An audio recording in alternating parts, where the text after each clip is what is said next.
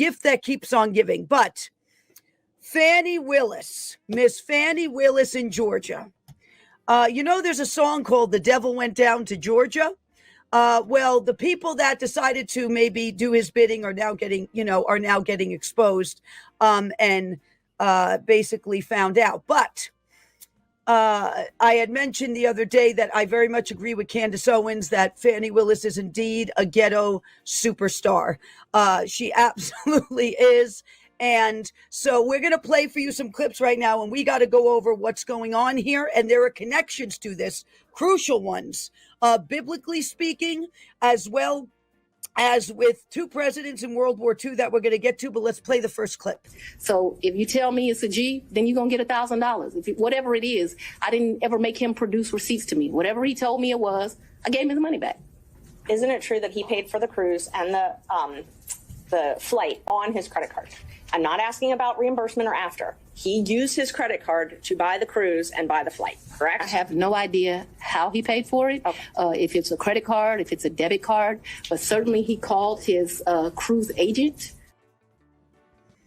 His cruise agent. Now, if you noticed how she said, if it's a G, right? If it's a G, I'm going to give you a G. I'm going to give you $1,000. She was just handing out G's, apparently like Oprah. Like, you get a G, you get a G. Everybody gets a G. Apparently, it was just going out like water. And basically, after doing that for a while, well, it actually piles up and people end up getting caught. So we have another clip here. Because I'm going to tell you something. I don't know if this is the law school of love and hip hop that these people went to. I don't know where they got their law degree. I'm not sure. But what I do know is this, that this is a kangaroo court if I have ever seen one. Pray for that judge. Please, everybody, pray for the judge in this case. I have seen his face on clips and his reaction to things. He's probably, I don't know, maybe he's a wholesome man. But I definitely pray for the judge that is overseeing this. All right, let's play clip now. I keep cash in my house, and I don't keep cash as good in my purse like I used to. I don't go on many dates, but when you go on a date, you should have cash in your pocket.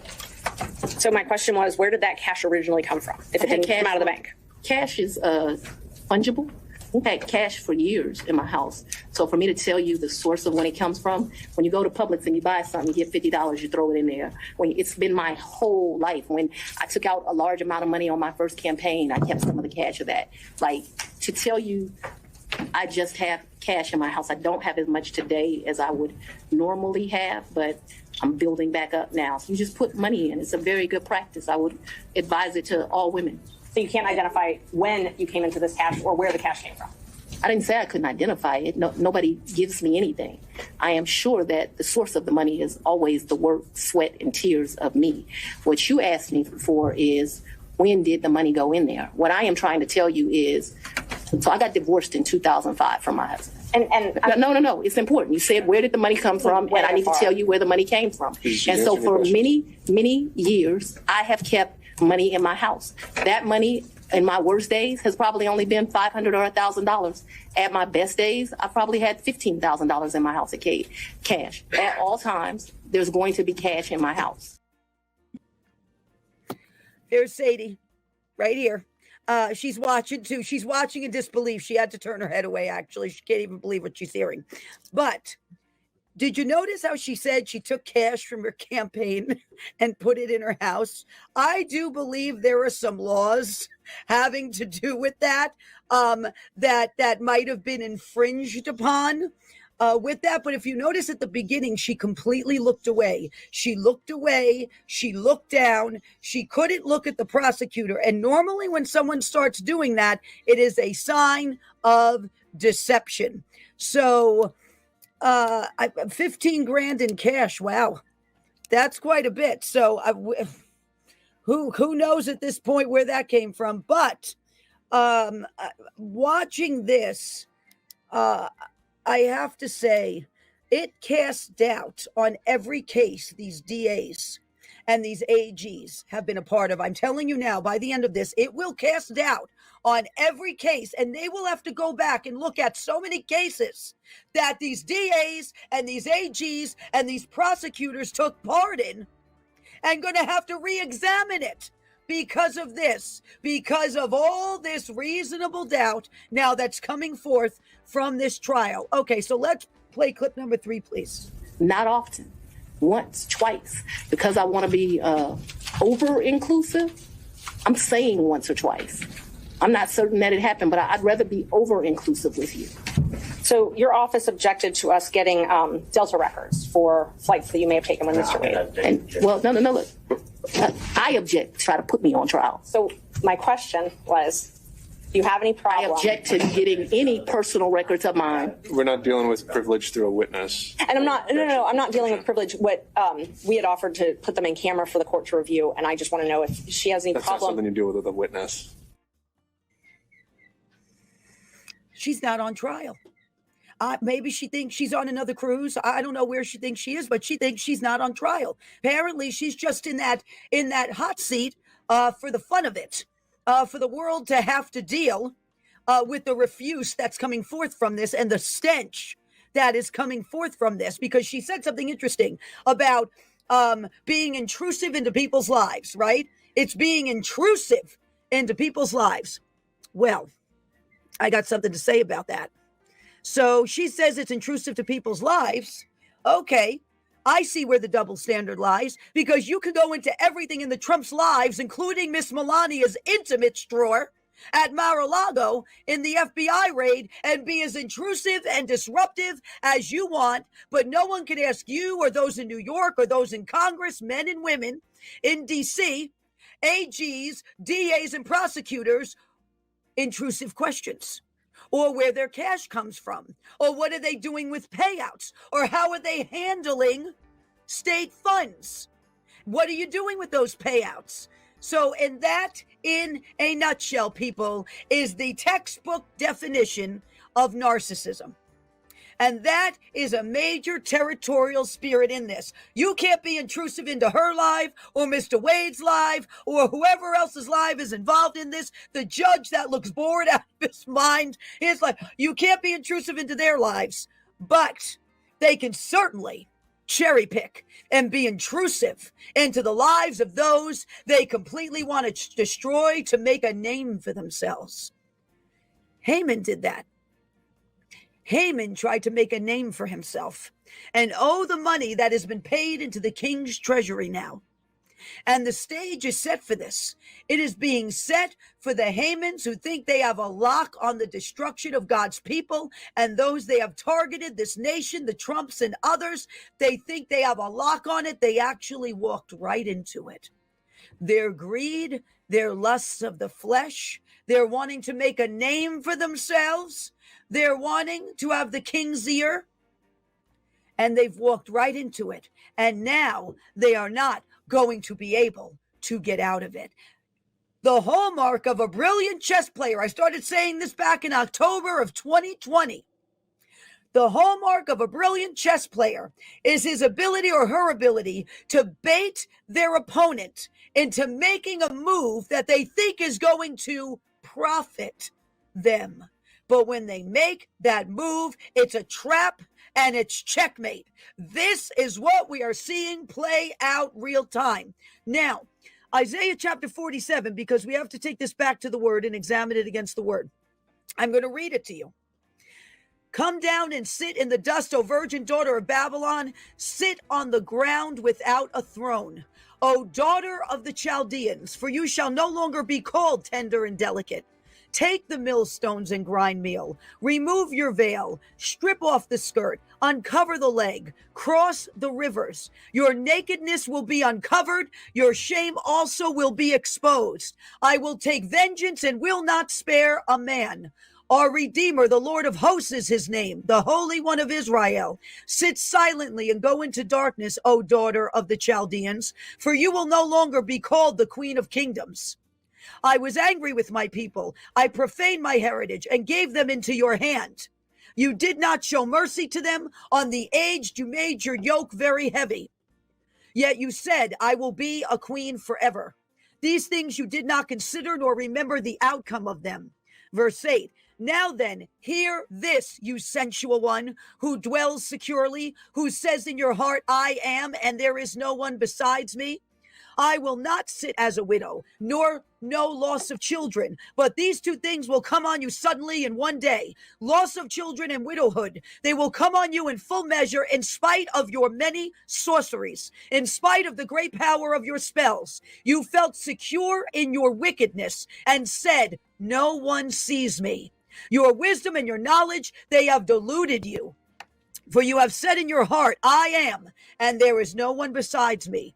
Verse 11, but evil will come on you, which you will not know how to charm away, and disaster will fall on you, for which you cannot atone, and destruction about which you do not know will come on you suddenly.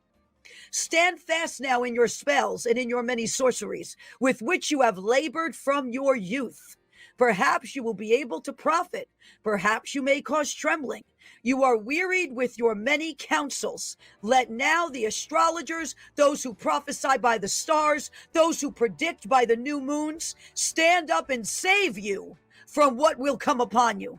Behold, they have become like stubble. Fire burns them. They cannot deliver themselves from the power of the flame. There will be no coal to warm by, nor a fire to sit before. So have those become to you with whom you have labored, who have trafficked with you from your youth. Each has wandered in his own way. There is none to save you. That is Isaiah chapter 47.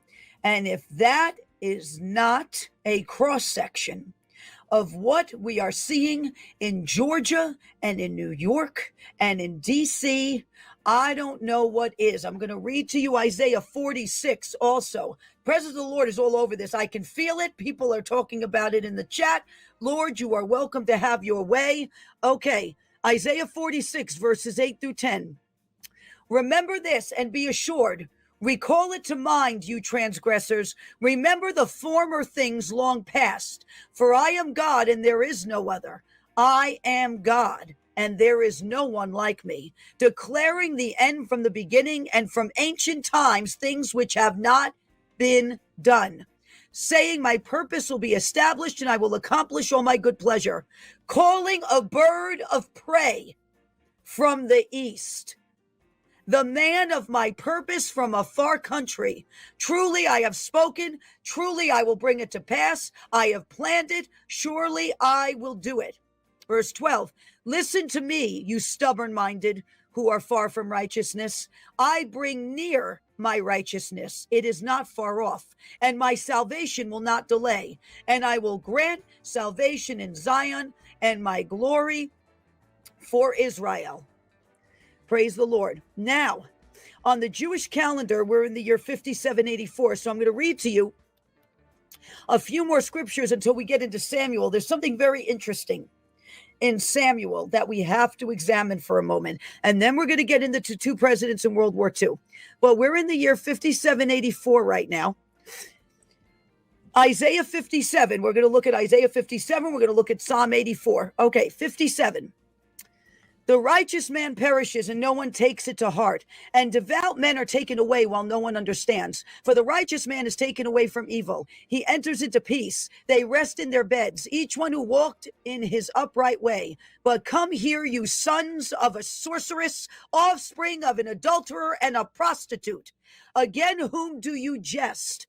Again, whom do you open wide your mouth and stick out your tongue? Are you not children of rebellion, offspring of deceit, who inflame yourselves among the oaks under every luxuriant tree, who slaughter the children in the ravines under the clefts of the crags? Among the smooth stones of the ravine is your portion. They are your lot. Even to them you have poured out a drink offering. You have made a grain offering. Shall I relent concerning these things? Upon a high and lofty mountain you have made your bed. You also went up there to offer sacrifice. Behind the door and the doorposts you have set up your sign. Indeed, far removed from me, you have uncovered yourself, and you have gone up and made your bed wide. and you have made an agreement for yourself with them.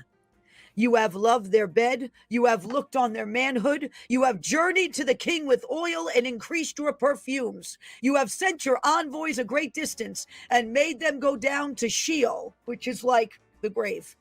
You were tired out by the length of your road, yet you did not say it is hopeless. You found renewed strength, therefore you did not faint. Of whom were you worried and fearful when you lied and did not remember me, nor give me a thought? Was I not silent even for a long time, so you do not fear me? Verse 12, I will declare your righteousness and your deeds, but they will not profit you. When you cry out, let your collection of idols deliver you. But the wind will carry all of them up, and a breath will take them away. But he who takes refuge in me will inherit the land and will possess my holy mountain. Praise the Lord. That was Isaiah 57. Isaiah 57, because we're in the year 5784, Psalm 57, and then Psalm 84. Be gracious to me, O God, be gracious to me, for my soul takes refuge in you, and in the shadow of your wings I will take refuge until destruction passes by. I will cry to God Most High, to God who accomplishes all things for me. He will send from heaven and save me. He reproaches him who tramples upon me. God will send forth his loving kindness and his truth. My soul is among lions. I must lie among those who breathe forth fire, even the sons of men whose teeth are spears and arrows, and their tongue a sharp sword. Be exalted above the heavens, O God. Let your glory be above all the earth. They have prepared a net for my steps. My soul is bowed down. They dug a pit before me. They themselves have fallen into the midst of it. My heart is steadfast, O God. My heart is steadfast. I will sing, yes, I will sing praises. Awake, my glory. Awake, harp and lyre. I will awaken the dawn. I will give thanks to you, O Lord, among the peoples. I will sing praises to you among the nations. For your loving kindness is great to the heavens and your truth to the clouds. This is David. And when he says, I will awaken the dawn, he is saying that because it's always darkest before dawn. And God's sacred order of time is for everything to move from darkness to light. So if David awakens the dawn, the darkness has to give way to it, and deliverance has to come. This all has to do with the year we're in right now. Now, year 5784, Psalm 84, verses 8 through 12. So we did Isaiah 57, Psalm 57, now Psalm 84. O Lord God of hosts, hear my prayer. Give ear, O God of Jacob. Behold our shield, O God, and look upon the face of your anointed. For a day in your courts is better than 1,000 outside. I would rather stand at the threshold of the house of my God than dwell in the tents of wickedness. For the Lord God is a sun and shield. The Lord gives grace and glory. No good thing does he withhold from those who walk uprightly. O Lord of hosts, how blessed is the man who trusts in you. This all has to do with what's going on right now. This is why we're reading it, because we have to go back biblically to what's going on. I'm going to, let me see here. Also, Psalm 20. There's a part in Psalm 20 that I wanted to read, and it's verses 6 through 8. And it says, now I know that the Lord saves his anointed. He will answer him from his holy heaven with the saving strength of his right hand. Some boast in chariots and some in horses, but we will boast in the name of the Lord our God. They have bowed down and fallen, but we have risen and stood upright. Save, O Lord, may the King answer us in the day we call.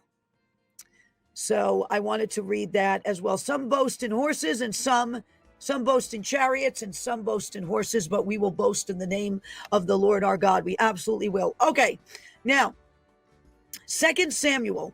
I want to read some things from 2 Samuel for a minute that's going to come into a dream I had. Now, many of you know the first part of the dream I had concerning Joe Biden, Barack Obama, Arab men gathered around a bed, Arab people gathered around a bed, but I rarely talk about the second part. The second part involves Barack and Michelle Obama, and we're going to get into that in a moment. As soon as we get through this with 2 Samuel, we're going to get through that because there's some interesting insights there. 2 Samuel 2, verses 8 through 11.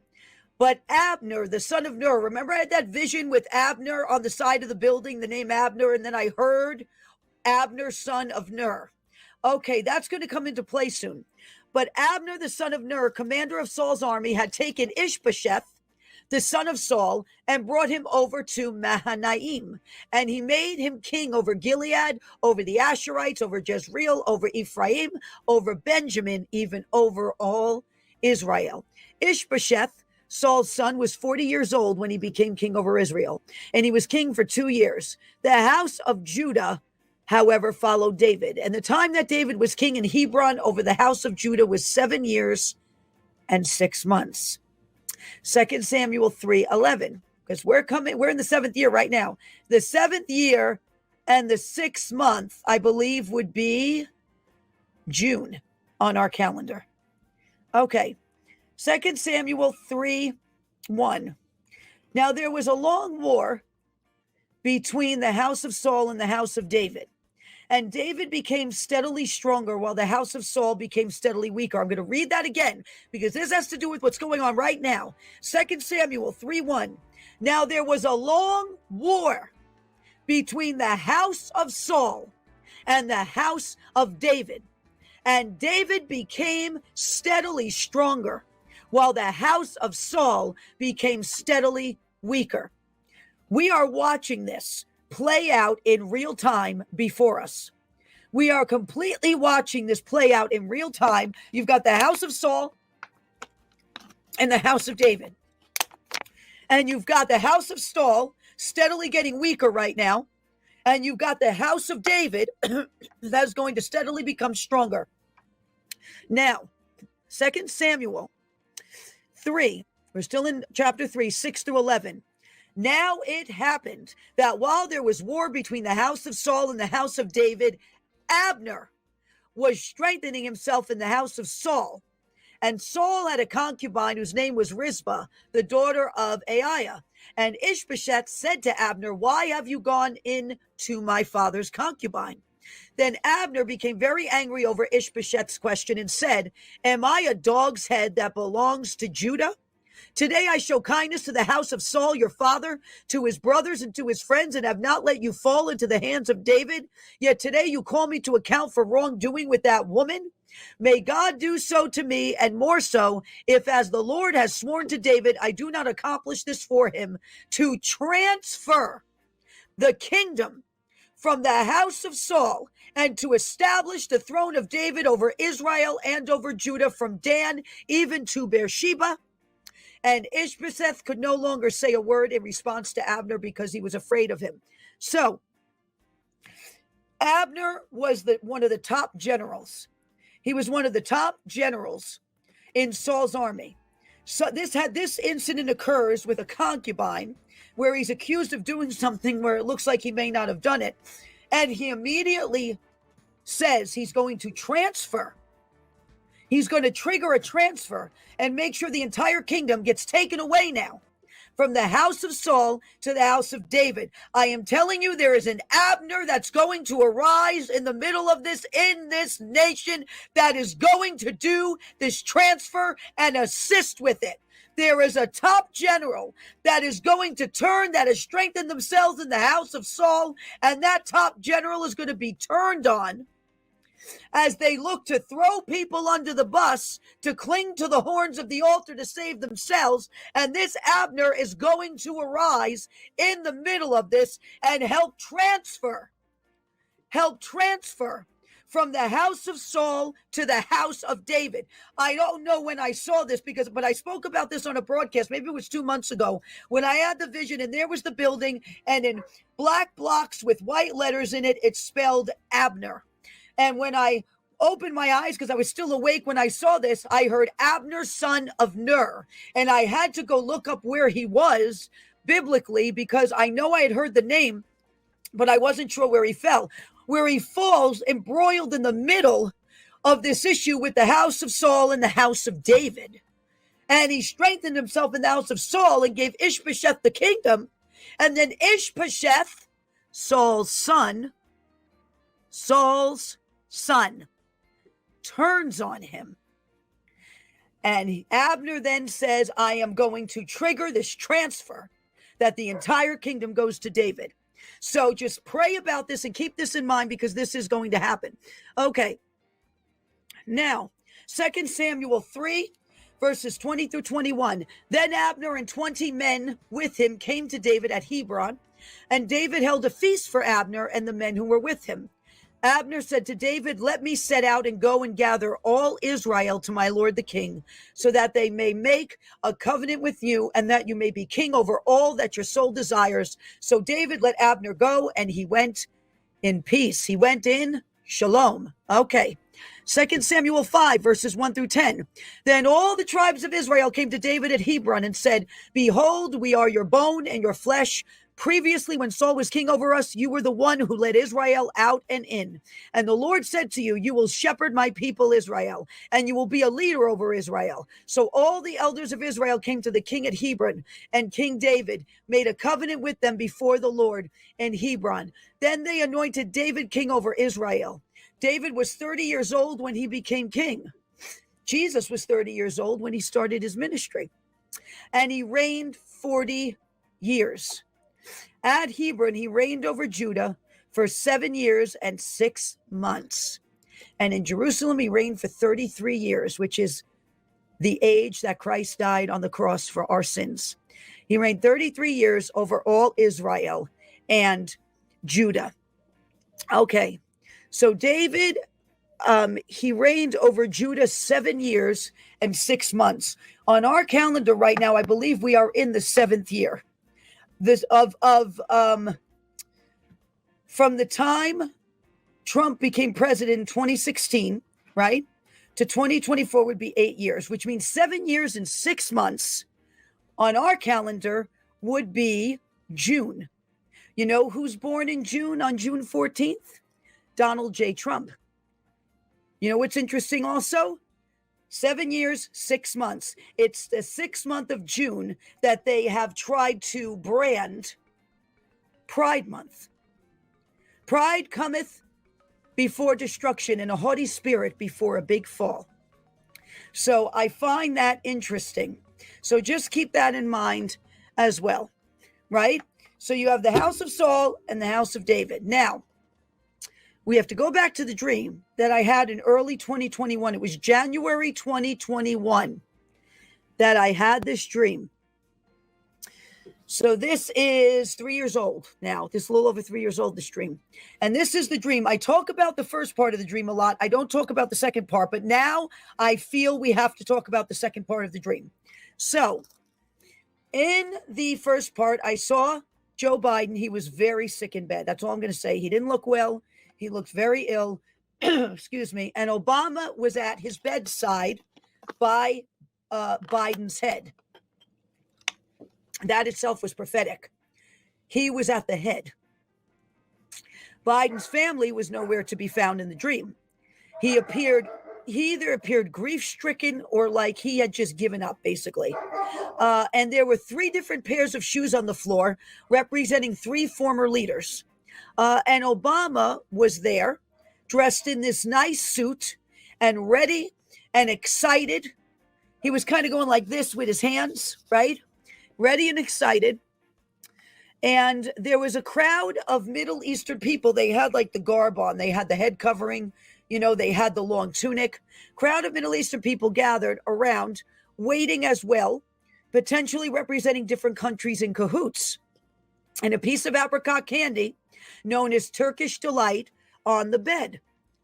Now, basically what happens is I see this, and I represent 2 people in the dream. I represent the prophets, and I represent the people, we the people, okay? And I fought through that crowd, and I reached through, okay? So this Italian girl from the Bronx fights through this crowd of people, and I reached through and I snatched the candy away from them, and I ate it so they couldn't have it. That candy represented a celebration and a victory, as it is prevalent in the Muslim and Middle Eastern culture to hand out candy during great victories. It was snatched away from them just as they thought they were going to get it.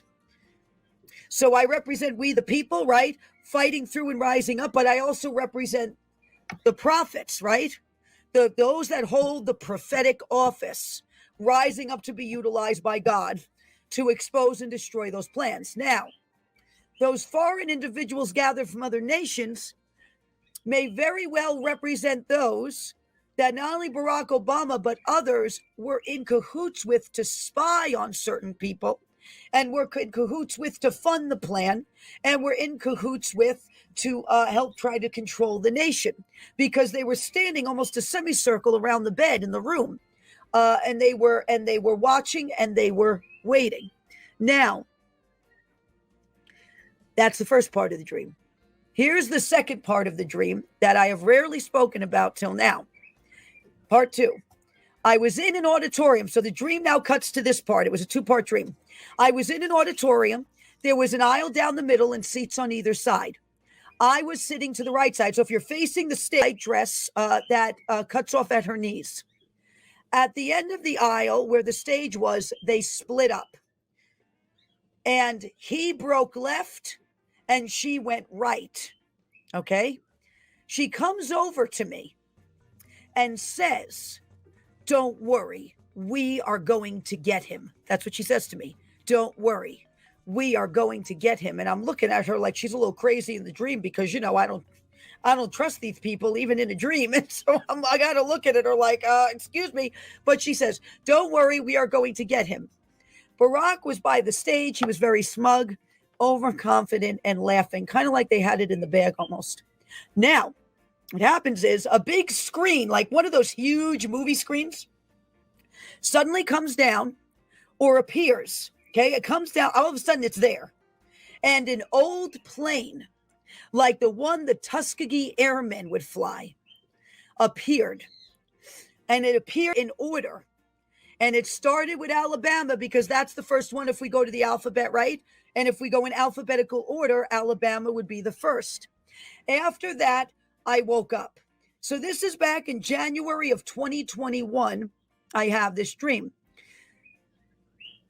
I didn't find this until today. And this could be why the Lord had me not speak about the second part of the dream too much until now. I happened to find the patch of the 302nd Air Force Squadron, which was the Tuskegee Airmen, that they wore. They wore a patch on their arms. And let's show you what that patch was. A flying devil. The patch was a flying devil. And I didn't find this until today. Now, what's interesting about this is Satan is known as the prince of the power of the air. Right? The air, the airwaves. You know, there's a lot going on in the airwaves in our nation right now. But he's known as the prince of the power of the air. And this is the patch that they wore. And as you can see, it's got, this creature has wings. It's obviously a demon. It's got a semi-automatic or some type of weapon coming out of it. And it's in the air. Satan is known as the prince of the power of the air. Okay. Now, the devil does not look like that. So what I just showed you, he does not look like this. He basically never lost his form when his greedy self was evicted from heaven. His beautiful outer form remained the same, though his spirit, motives, intentions, and perspective was completely corrupted. So that is definitely a demon. But Satan didn't lose his form. Lucifer never lost his form when he fell. That's why it says he comes as an angel of light, because that beautiful form he has, well, he never lost it. So, interestingly enough, now I think more is going to come about this patch, but it was very interesting that I found this given what's going on. So, from 1941 to 1946, some 1,000 black pilots were trained as Tuskegee. The airmen's success in escorting bombers during World War II, having one of the lowest loss records of all the escort fighter groups, and being in constant demand for their services by the Allied bomber units. Now, after the Japanese bombing of Pearl Harbor in December of 1941, the United States declared war on Japan. Okay, they declared war, and then they get involved in Germany, right, soon after. Germany and Italy declared war on the United States a few days later. So this is coming to the end of 1941, all this happens. And the nation became fully engaged in the Second World War. U.S. involvement in the Second World War was quickly followed by a massive mobilization effort. Okay, so you have Japan and Germany, and Italy's in there too, right, as the aggressors. But the two main aggressors are Japan and Germany. Now, the Lord just said to watch the Sea of Japan in the word I delivered from the Lord on Monday. And so that's something to note. And I would watch Germany also right now. I would watch what Germany does in this hour. Okay, because I believe some major moves are going to come out of Germany that are going to do with it goes back to rectifying events that go back to World War II. So this goes back to World War II. Now, towards the end of 1946, World War II ends. Do you know who was born midway through 1946? Donald Trump. He was born June 14th, 1946, right? What did we just talk about up there? David ruled over Hebron 7 years, or over Judah 7 years, 6 months. 6 month is June. Donald Trump is born June 14th, 1946. So this is the year the war ends. He is born. He's actually born, I believe, about 6 months before the war ends. And so basically, there's something there, but we'll get into that in a moment. So at the beginning of his life, he is born into a war of the nations. He's born into a war of the nations that's coming to an end. This year, he will turn 78 years old. And in his older years now, he is once again in the middle of a war in the nations. So at the beginning of his life, he is born into a war of the nations, and he's born towards the end of the war. And now that he's much older and he's turning 78, he is once again, age has advanced, he finds himself yet again in another war of a different kind. Joe Biden is born November 20th, 1942. 1942 began the year that the U.S. full-fledged entered World War II after the bombing of Pearl Harbor in December of 1941. So Biden is born at the beginning of a war. Trump is born towards the end of the war. So Biden is born at the beginning of the war. Trump is born towards the end of World War II. If that ain't prophetic, I don't know what is. Okay? So look at the wars. Look at the wars Biden has gotten us into. And look at the wars Donald Trump pulled us out of. Biden's born at the beginning of the war. Donald Trump is born towards the end of the war, right? Biden's got us entangled in Ukraine and Russia and these other messes. So he gets us into wars, right? And Trump, when he was president, pulled us out of wars. So it's very interesting. This is very prophetic. So Donald Trump was born in New York, New York, the very city and state that is now persecuting him. So he's born June 14th, 1946 in New York, New York. So he's born in New York City, right? This is the very city that's now persecuting him, the very state that is attempting to lynch him for the king's treasury, the very state that is trying to ban him from doing business in New York. He's born in the city that is going after him and in the state that's trying to bar him. Now, that very city, New York City, back in January of 2023, what did they do? What did New York City decide to do in their infinite wisdom? They decided to put that golden female statue, eerily resembling Ishtar and Ashtoreth, in honor of Ruth Bader Ginsburg. A female golden statue atop the New York City courthouse, where the headlines read, "Move over, Moses. There's a new female lawgiver in town." Okay. Who is prosecuting and bringing these cases in New York and Georgia? Women. Who got Joseph thrown in prison in Genesis? Potiphar's wife. Who betrayed Samson in the book of Judges? Delilah. Who during the time of Ahab's kingship persecuted the people of God? A woman named Jezebel. Who persecuted the people of God when King Ahaziah died? His mother, Athaliah, the daughter of Ahab and Jezebel. Let me go to 2 Kings 11, verses 1 through 16. We're going to read this account because this is so important for what's going on now. When Athaliah, the mother of Ahaziah, saw that her son was dead, she rose and destroyed all the royal offspring. So she killed children, right? First quality, she kills children.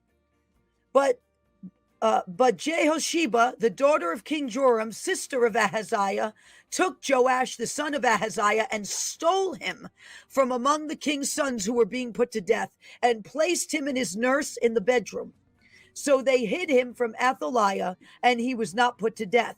So he was hidden with her in the house of the Lord 6 years. Now, this is important. While Athaliah was reigning over the land. Verse 4. Now, in the 7th year. How long did David reign over Judah? 7 years and 6 months. And then the whole kingdom was transferred to him. Okay. Now, what's the 6th month? June on our calendar. Verse 4. Now in the 7th year, Jehoiada sent and brought the captains of hundreds of the Carites and of the guard and brought them to him in the house of the Lord. Then he made a covenant with them and put them under oath in the house of the Lord and showed them the king's son. He commanded them, saying, "This is the thing that you shall do.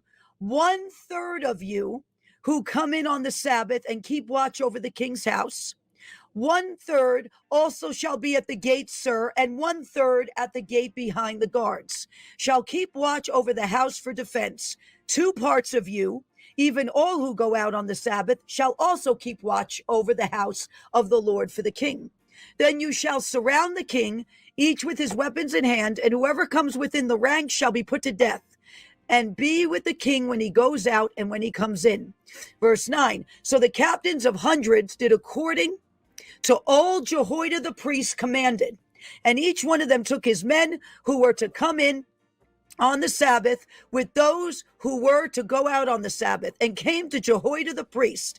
The priest gave to the captains of hundreds the spears and shields that had been King David's. Who had the kingdom transferred to him through Abner? King David. Who ruled Judah 7 years and 6 months and then had the whole kingdom given to him? King David. So they give him the spears and shields that had been King David's, which were in the house of the Lord. The guards stood each with his weapon in his hand from the right side of the house to the left side of the house, by the altar and by the house around the king. Then he brought the king's son out and put the crown on him and gave him the testimony. And they made him king and anointed him. And they clapped their hands and said, "Long live the king." Verse 13. When Athaliah heard the noise of the guard and of the people, she came to the people in the house of the Lord. She looked, and behold, the king was standing by the pillar, according to the custom, with the captains. Now listen to this part. The king was standing by the pillar, according to the custom, with the captains and the trumpeters beside the king. And all the people of the land rejoiced and blew trumpets. Then Athaliah tore her clothes and cried, "Treason, treason," which is really what she committed. And Jehoiada the priest commanded the captains of hundreds who were appointed over the army and said to them, "Bring her out between the ranks, and whoever follows her put to death with the sword." For the priest said, "Let her not be put to death in the house of the Lord." So they seized her, and when she arrived at the horses' entrance of the king's house, she was put to death there. That's where we'll end. That's verse 16. Do you see the pattern here? Do you see that after that golden statue of that false goddess that eerily resembles Ashtoreth, who represented fertility and divine law, who caused Israel to fall, who was the counterpart to Baal, Her symbol was the lion, and she was also often associated with the horse, and by extension, chariots. The dove might be a symbol of her as well, because the enemy likes to counterfeit, as evidenced by some Bronze Age cylinder seals. And this is what it said about her: a multifaceted goddess. Ishtar takes three paramount forms. She is the false goddess, so I put that in. She is the false goddess of love, fertility. She is responsible for life as the goddess of war. She's not only known as the false goddess of fertility, but the false goddess of war. She is often shown winged and bearing arms. She's often showed winged and bearing arms. Let's go back to that patch for a minute. That the Tuskegee Airmen. She is shown winged and bearing arms. Same spirit, different forms. So fertility and war, and she's seen with wings and bearing arms. Okay, so once that golden statue got put atop the courthouse, that spirit came out through women. The Athaliahs, the Potiphar's wives, they came out. The Hamans, working through that counterpart, came out. Now, we all heard about this enormous ruling and this fine that Trump received. Now, the original was $453 million, right? That was the original. And the $83 million is the original from the Carroll case, which is the Potiphar's wife case. If you add these two numbers up, now I know there's interest accumulating every day, but if you take the original number of 453 million and 83 million, if you add 453 plus 83, you get 536. If you add 5 plus 3 plus 6, you get the number 14, which is the day of Donald Trump's birth. June 14th is when he was born. Numbers, they're no accident, right? When serious events are happening and the enemy's hand is in it, numbers are no accident. God's hand is in it also. He is the God of numbers, right? He even has a book in his word called the Book of Numbers. That's how important he thinks it is. Okay, but the enemy will also try to counterfeit and do the same thing. 1 Peter 5:8, be of sober spirit. Be on alert. Your adversary, the devil, prowls around like a roaring lion, seeking someone to devour. I feel the presence of the Lord so strong. Missy's out cold. She feels the presence of the Lord too. She goes to sleep. I feel the presence of the Lord stirring. And I'm going to quiet myself for a minute because I believe the Lord wants to speak at the end of this. So I'm going to quiet myself right now. I'm going to pray in the spirit, and I'm going to say what the Lord wants me to say. All glory be to God. So let's just pray in the spirit and praise the Lord right now. There is a speed bump on the front.